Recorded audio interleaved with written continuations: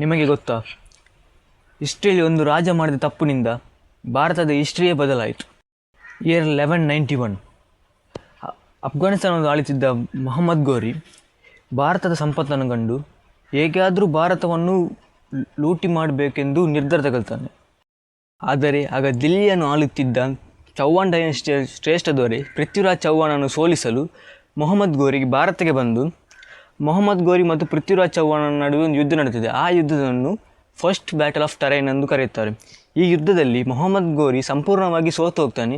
ಸೋತು ಹೋದ ಮೊಹಮ್ಮದ್ ಗೋರಿಯನ್ನು ಪೃಥ್ವಿರಾಜ್ ಚೌಹಾಣ ಶ್ರಮಿಸಿ ಬಿಟ್ಟು ಬಿಡುತ್ತಾರೆ. ಆದರೆ ಸೋಲಿನ ಅವಮಾನದಿಂದ ಸಿಲುಕುತ್ತಿದ್ದ ಮೊಹಮ್ಮದ್ ಗೋರಿ ಪೃಥ್ವಿ ಚೌಹಾಣನ ವಿರೋಧಿಯಾದ ಜೈಚಂದನನ್ನು ಜೊತೆಗೂಡಿಸಿ ಪೃಥ್ವಿರಾಜನ್ನು ಸೋಲಿಸಲು ಇನ್ನೊಂದು ಯುದ್ಧವನ್ನು ಕೈಗೊಳ್ಳುತ್ತಾನೆ. ಆ ಯುದ್ಧವನ್ನೇ ಸೆಕೆಂಡ್ ಬ್ಯಾಟಲ್ ಆಫ್ ಟರೈನ್ ಎಂದು ಕರೆಯಲಾಗ್ತದೆ.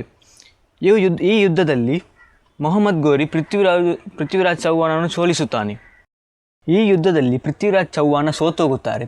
ಸೋತು ಹೋದ ಪೃಥ್ವಿರಾಜ್ ಚೌಹಾಣನನ್ನು ಮೊಹಮ್ಮದ್ ಗೋರಿ ಬಂಧಿಸಿ ಅಫ್ಘಾನಿಸ್ತಾನಕ್ಕೆ ಕರ್ಕೊಂಡು ಹೋಗ್ತಾನೆ. ಅಲ್ಲಿ ಸ್ವಲ್ಪ ಸಮಯದಲ್ಲಿ ಪೃಥ್ವಿರಾಜ್ ಚೌಹಾಣ ಸತ್ತು ಹೋಗುತ್ತಾರೆ. ಇವರು ಮಾಡಿದ ತಪ್ಪಿನಿಂದ ಗೋಲ್ಡನ್ ಬರ್ಡ್ ಎಂದು ಕರೆಯಲ್ಪಡುವ ಭಾರತವನ್ನು ಸುಮಾರು 600 ವರ್ಷಗಳ ಕಾಲಗಳಷ್ಟು ಲೂಟಿ ಹೊಡೆಯಲಾಯಿತು. ಶತ್ರುಗಳನ್ನು ತುಚ್ಛವಾಗಿ ಕಾಣಬಾರದೆಂದು ನಾವು ಪೃಥ್ವಿರಾಜ್ ಚೌಹಾಣನ ಸ್ಟೋರಿಯಿಂದ ತಿಳಿದುಕೊಳ್ಳಬಹುದು.